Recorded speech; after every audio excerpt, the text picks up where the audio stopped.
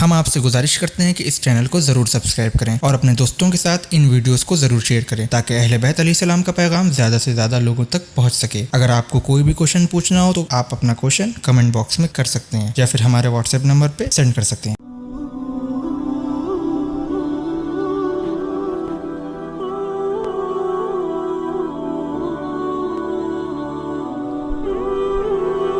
اعوذ باللہ من الشیطان الرجیم،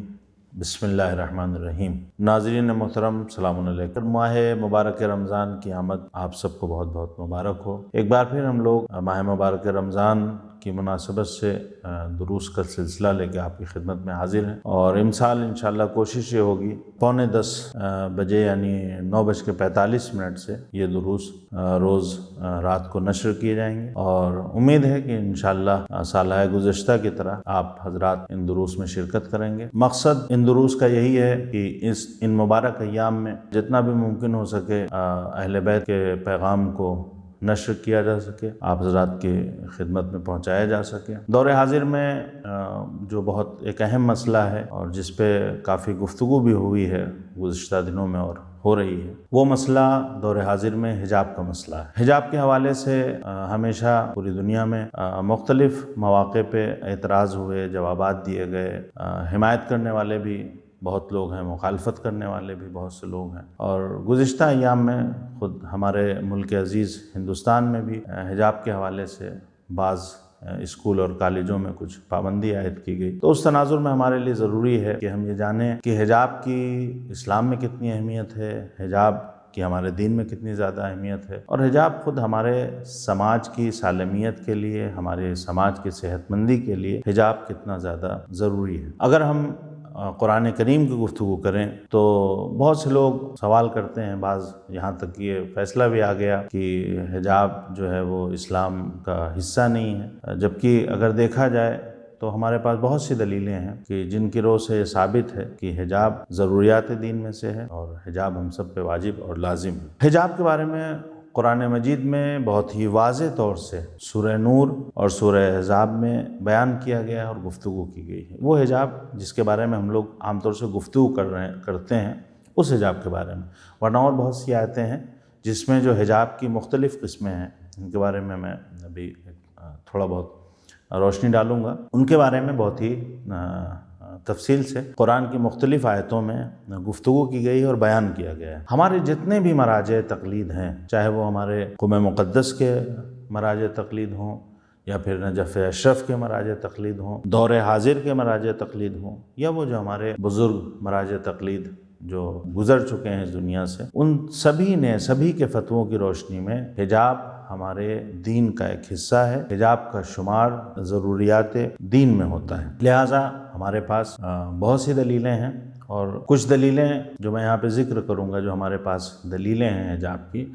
تقریباً 6 ایسی دلیلیں ہیں کہ ہر دلیل اپنے آپ میں مستقل ایک اتنی محکم دلیل ہے کہ جس کی بیس پر ہمیں حجاب کو تسلیم کرنا ہوگا۔ حجاب کے اس بات کے لیے ہمارے پاس جو 6 دلیلیں ہیں، یعنی پردے کا ہونا ضروری ہے، اس میں سب سے پہلی دلیل جو ہے وہ خود قرآن کریم کی آیات ہیں۔ یعنی قرآن مجید نے مختلف آیات میں حجاب کی ضرورت، حجاب کی اہمیت اور بدحجاب یا بدحجابی سے جو معاشرے کو، سماج کو جو نقصان ہوتا ہے، جو حجاب کے اثرات ہیں، ان کے بارے میں گفتگو کی ہے۔ قرآن کریم کی بہت سی آیتیں ہیں کہ جنہوں نے حجاب کے بارے میں گفتگو کی ہے۔ قرآن کریم کی آیات کے بعد روایات کا سلسلہ، یعنی جو قرآن سے ہٹ کر ہمارے نبی نے جو حدیثیں ارشاد فرمائی ہیں اور ہمارے معصومین نے جو روایتیں بیان کی ہیں، ان روایات، ان احادیث کی روشنی میں بھی حجاب ضروریات دین میں سے ہے اور ہمیں حجاب کو اپنانا چاہیے۔ قرآن اور حدیث کے علاوہ جو ہمارے پاس تیسری دلیل ہے وہ سیرت اہل بیت علیہ السلام ہے۔ خود اہل بیت علیہ السلام، معصومین علیہ السلام کی سیرت میں ہمیں نظر آتا ہے کہ حجاب کتنا زیادہ اہم ہے، اور ان کی سیرت ہمارے لیے بہترین نمونہ عمل ہے، اور اس سیرت میں بھی ہمیں یہ دکھائی دیتا ہے کہ حجاب کو کتنی زیادہ اہمیت دی گئی ہے اور کس طرح سے حجاب کے اوپر تاکید کی گئی۔ لہٰذا ہم وہ تمام لوگ جو اہل بیت علیہ السلام کو اپنا اسوہ حسنہ مانتے ہیں، اپنا نمونہ عمل مانتے ہیں، ان کے لیے ایک بہت ہی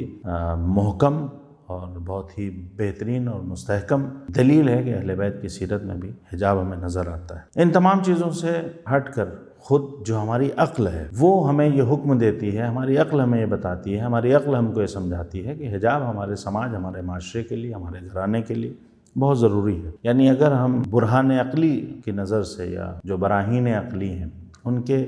رو سے دیکھیں تو حجاب ہمارے سماج، ہمارے معاشرے کے لیے بہت ضروری ہو جاتا ہے۔ اس کے علاوہ خود فطرت انسان، جو انسان کی فطرت ہے، جو طبیعت انسانی ہے، جو ہمارا مزاج ہے، جو فطری مزاج ہے ہمارا، جو ہماری طبیعت ہے، وہ ہم سے یہ تقاضا کرتی ہے کہ ہم حجاب کو اپنائیں، اور اسلام نے بھی کوئی ایسا حکم نہیں دیا ہے جو فطرت انسانی کے خلاف ہو۔ لہٰذا فطرت انسانی میں بھی ہمیں نظر آتا ہے کہ ہمیں حجاب کو اپنانا چاہیے اور حجاب پر عمل کرنا چاہیے۔ اس کے علاوہ خود تاریخ آپ اٹھا کر دیکھ لیں تو تاریخ میں ہمیں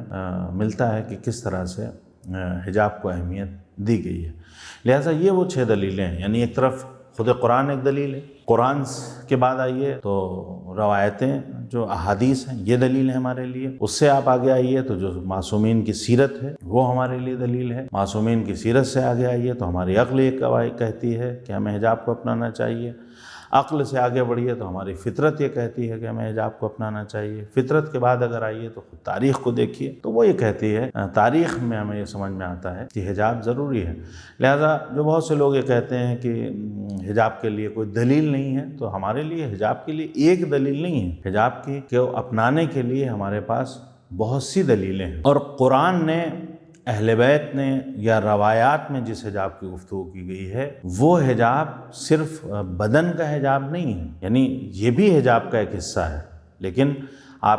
ہم یہ نہ سوچیں کہ حجاب کا مطلب صرف اپنے بدن کو چھپا لینا ہے اور یہی حجاب ہے اور اس کے علاوہ حجاب کچھ اور نہیں عزیزوں،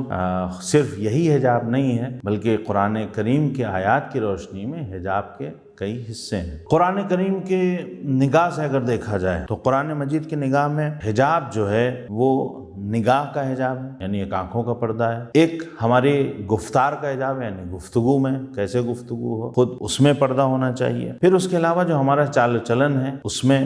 کس طرح سے پردہ ہونا چاہیے، یعنی ہمارا جو سلوک ہے، جو ہمارا رویہ ہے، جو ہمارا چال چلن ہے اس میں کس طرح سے پردہ ہونا چاہیے، پھر اس کے بعد خود ہمارا دل،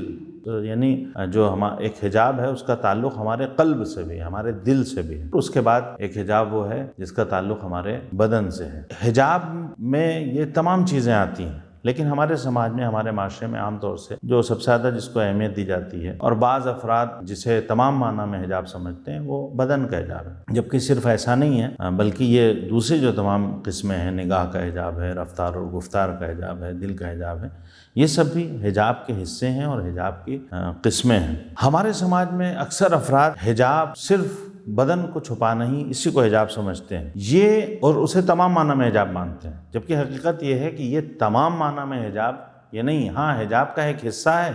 لیکن سب سے اہم حصہ بھی یہ نہیں۔ ہاں البتہ یہ مانا جا سکتا ہے کہ یہ جو بدن کا حجاب ہے یہ سب سے زیادہ محسوس ترین حجاب ہے، یعنی محسوس ترین حجاب ہے، ملموس ترین حجاب ہے، یعنی یہ ایسا حجاب ہے جو ہمیں فوراً سمجھ میں آ جاتا ہے، ہمیں سب سے پہلے ہم اس کو محسوس کر لیتے ہیں۔ لہٰذا بارگاہ خداوندی میں ہم سب کی یہ دعا ہونا چاہیے، ماہ مبارک رمضان میں بالخصوص اور بالعموم پوری زندگی ہم جو بھی ضروریات دین ہیں بالخصوص حجاب اس کا خیال رکھیں اور کوشش یہ کریں کہ جو معصومین کی سیرت ہے اس کو جس حد تک بھی ممکن ہو اپنایا جا سکے، اور ان دروس کے ذریعے ہماری کوشش یہی ہے کہ ہم حجاب کو، یہ جو ایک سلسلہ ہے کچھ چند قسطوں تک چلے گا، یعنی چند دروس تک یہ سلسلہ رہے گا کہ حجاب کے حوالے سے گفتگو کی جائے اور جو بہت سے لوگوں کے ذہن میں شک و شبہے ہیں انہیں دور کرنے کی کوشش کی جائے، اور ہم لوگ سب سے پہلے خود سمجھیں کہ حجاب کی اہمیت کیا ہے اور اسلام نے کس طرح سے حجاب کے بارے میں ہم کو بتایا اور سمجھایا ہے، کیونکہ بہت سے وہ لوگ جو مسلمان ہونے کا دعویٰ کرتے ہیں، جو یہ کہتے ہیں کہ ہم اہل بیت کے راستے پہ چلنے والے ہیں، بہت سے وہ لوگ بھی ہم نے دیکھا ہے کہ اکثر حجاب کے منکر نظر آتے ہیں، جبکہ حجاب کے لیے ہمارے پاس اتنی دلیلیں ہیں کہ ان دلیلوں کی بنیاد پر کوئی انسان ذرا سے بھی اس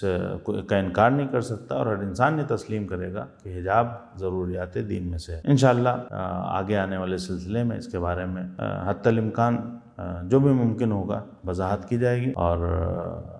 کوشش کی جائے گی کہ اس مسئلے کو جس حد تک ہو سکے آپ لوگوں کے سامنے واضح کیا جائے. وآخر دعوانا ان الحمدللہ رب العالمین. شیعہ زداری، پیغام اہل بیت کو پہنچانے کا راستہ.